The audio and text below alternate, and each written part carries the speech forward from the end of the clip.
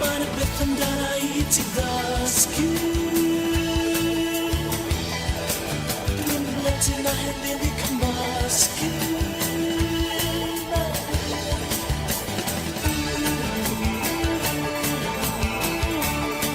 Siwn oedd os ni ddim syni ddweud y gwir, mae un o cysetiau mwyaf poblogaidd oedd allan yn ystod adeg Eisteddfod, y cyset Tynal Tywyll. Ond beth sy'n syndod ydy mae hwn ydy cyset hir cynta'r grŵp ar ôl 8 mlynedd o berfformio.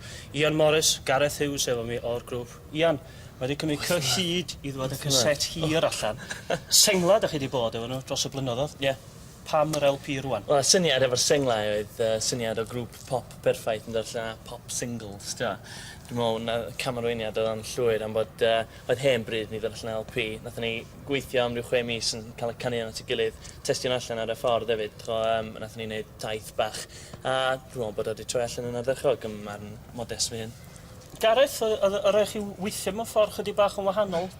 Gan wybod bod gennych chi 4 ar 10 o gyneuon yn dod allan tro yma? Wel, beth yn digwydd pan da chi'n mynd I fewn I studio I recordio rhywbeth, wel, 14 o gyneuon? Ie. Mae'n bwysig bod chi'n gweithio ar y cynnion cyn mynd I fewn I studio.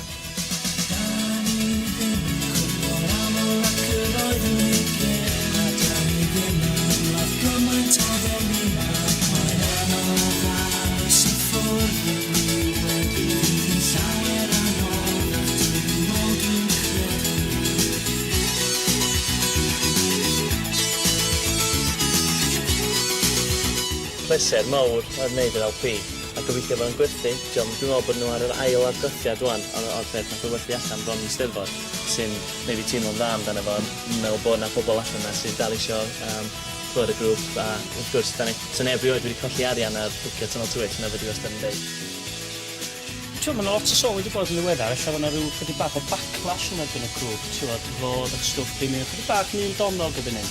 Oes o broblem hefo dwed ar gymaint o hyn o gynnyrch allan, fod yr steil o gynhyrchu mynd I fod yn debyg? Mae'n rhaid I gofio, mae backlashes yn digwydd o hyd. Mae'n digwydd a bob 2 flynedd oedd cyrff yn cael rhywun problem, mae'r anrem wedi cael rhywun problem. Mae unrhyw grŵp sy'n mynd, mae ffac off I bawb yn gael o wan dipyn bach hefyd. Mae'n digwydd, mae'n dod, a rhaid I chi feddwl am beth newydd. Tro dwytha nath o ddigwydd, nath ni ddod â Neville y crocodile allan, a nath ni'n dwmsio gwmpas efo, just cael gimmick newydd, a nath o fynd, a nath ni ddod yn boblogaidd eto.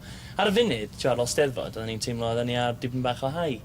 Sut mae cadw'r egni fynd? Ydy'r ffaith fod chi o bosib ddim yn gweld eich hynna mor aml o hynny yn help I gadw'r buzz I fynd felly? Be sy'n cadw at ei gilydd, sy'n i'n meddwl, ydy'r ffaith bod rhaid chi cofio bod ni gyd yn ffrindiau gorau o ysgol bach bron iawn a wedyn symud I ysgol Dyffryn Ogwen.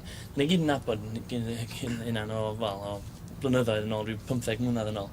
So, da ni'n ffrindiau agos ffordd A os da chi'n cadw hynna at ei gilydd, Nwch chi byth golli allan, ond mae'n pleser gweld hen ffrindiau eto. So mae ffaith bod ni'n cael gan y bobl yn dod I weld ni, mwynhau'n hynna'n efo'n gilydd.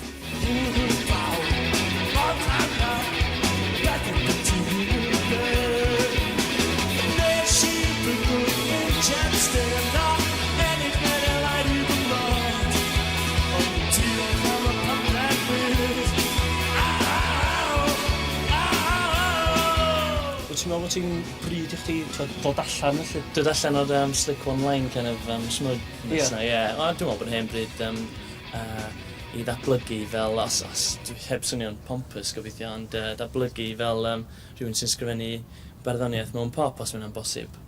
Falle bod o ddim bosib, falle bod dwi'n bod yn hollol pompous a falle dwi'n anghywir. Ond dwi'n credu y ffaith bod nathon ni roed y geiriau efo'r LP tro yma yn dangos rhyw fath o hunan hyder yn y geiriau. A dwi'n eitha hapus efo nhw. A dwi'n gobeithio bod pobl yn cael rhyw fath o bleser allan nhw. Be am y dyfodol, fysa chi'n o bosib yn troi I ganu'n Saesneg?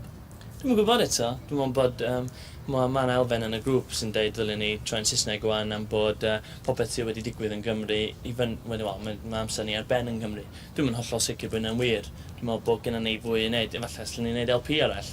Bydych a dal eich anal yn disgwyl amdano fo, ond efallai gennym ni, ar ôl na ni, heb ama gennym ni fwy I roed na sy'n Gymraeg, dwi'n meddwl.